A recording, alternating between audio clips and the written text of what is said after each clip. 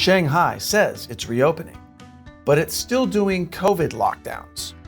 Will China ever stop locking down?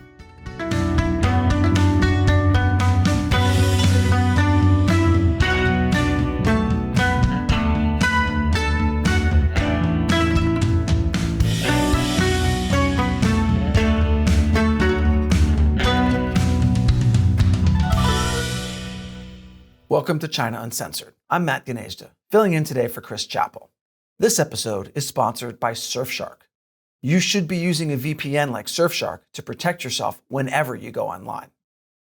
Finally, after 2+ months of a zero COVID lockdown, Shanghai is reopening. Once again, a thriving metropolis. Streets full of life. Ah, the hustle and bustle. Oh, hey, look, more people. All of them out and about, enjoying the day, going to a COVID testing site. Isn't zero COVID great? Now, the footage I just showed you was from the international news service Reuters. Chinese state-run media have a slightly different take on the situation. Here's footage from state-run China news service. They say Shanghai streets are getting back to normal. To be clear, we did not speed up this footage. China News Service did that.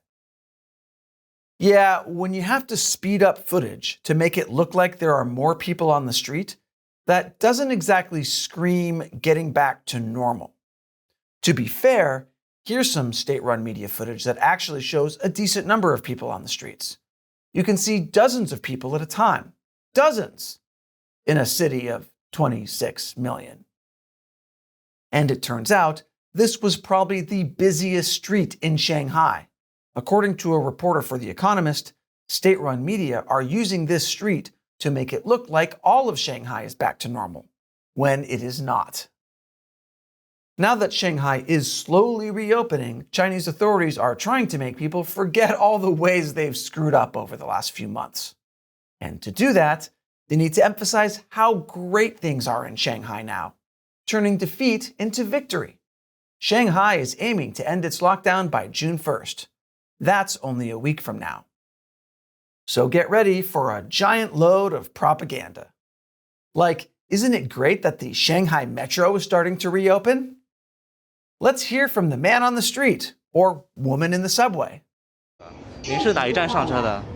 哪一站上车的？延西路。延西路是吧？什么样的心情啊？现在？什么样的心情啊？能够做到？坐地铁今天特别高兴，因为呢封了将近要2个月了吧。自从我出生到现在，还没有受过这样的日子，被关在家里啊，不能出去啊，真是天大的笑话。好的，谢谢您阿姨。So that didn't exactly go as planned. My favorite part is the attempt to save it by moving the mic and camera away while we can still hear her trash talking the lockdown. But don't worry, they'll fix it in post. Let's try asking someone else how they're doing, shall we? 我们也真的是太难了，这种，在这里50多天，物资什么都没发过，在这实在是。好的，也谢谢您。那祝您一路顺利哈。好的。Chinese aunties, they tell it like it is. But this is a big risk for Chinese officials. The Chinese Communist Party needs to declare victory in Shanghai next week. So they're using propaganda to pump up the positive vibes. The problem is, Shanghai residents aren't buying it, especially when they keep getting locked down again. Over the weekend, Shanghai's Jing'an district went back into lockdown. Of course, they're not calling it that. They're calling it a quiet period. What a fun lockdown euphemism. Everyone needs a quiet period, just like in preschool. Look, you've been outside for an entire 30 minutes. You must be exhausted. Go home and take a nap for the next 3 days. Then you can go outside again. Maybe. But this keeps happening over and over while the Chinese regime tries to tell the world that Shanghai is getting back to normal. So, yeah, people in Shanghai are angry. And after the break, it gets worse. Welcome back.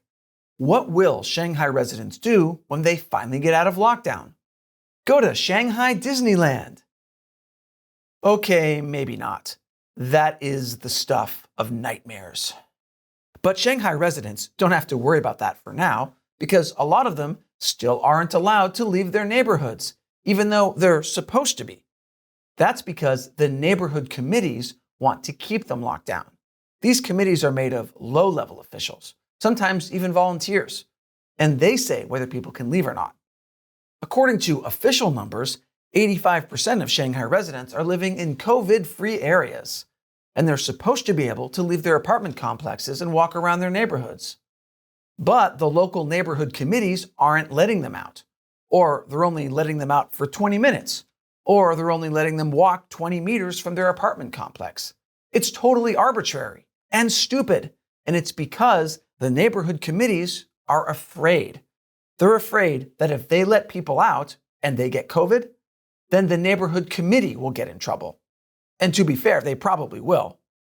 This is how the Chinese Communist Party works. The directives come down from the top, and if anything goes wrong, people at the bottom get the blame. People don't usually get punished for following the rules too strictly. So neighborhood committees are incentivized to not let people out unless it's 100% safe. And it's never 100% safe, which means that in Shanghai, sudden lockdowns of neighborhoods or districts are going to keep happening even after the city supposedly reopens. Speaking of lockdowns, China just locked down Tianjin, a port city of 14 million people. The Chinese regime is not calling it a lockdown, though. They're calling it static management, another fun lockdown euphemism. People have to remain static in their place of residence, except for COVID testing, of course. And they're also moving thousands of people into quarantine camps. And the Tianjin lockdown is going to keep going for a while, because Tianjin is less than 100 miles from Beijing. And the Chinese Communist Party absolutely cannot have a big COVID outbreak in Beijing, which they're definitely worried about. Beijing is tightening their COVID policies. Of course, they're not calling it a lockdown either. They're just extending work from home requirements and sending thousands of people to quarantine camps, even though they're COVID negative. They haven't actually locked people in their apartments yet, but it's going in that direction, especially because Communist Party official Sun Chunlan just did a COVID inspection of Beijing. And whenever she does one of these, harsher lockdowns follow. For example, she said that Beijing officials need to speed up contact tracing, transfer, and quarantine work to achieve zero COVID community transmission as fast as possible. So what that means is more lockdowns, more testing, and more sending anyone who might test positive to a quarantine camp, even if they don't have COVID. When these fences start going up, that's not a good sign. But I do see a lot of fun COVID euphemisms in Beijing's future. And this episode is sponsored by Surfshark. Whenever you go online, the websites you visit are tracking you. And then they give records of your activities to advertisers, and sometimes even the government. And I definitely don't need everyone knowing I just binge-watched the first 3 Twilight movies. I'm Team Jacob, and that's the hill I'm going to die on.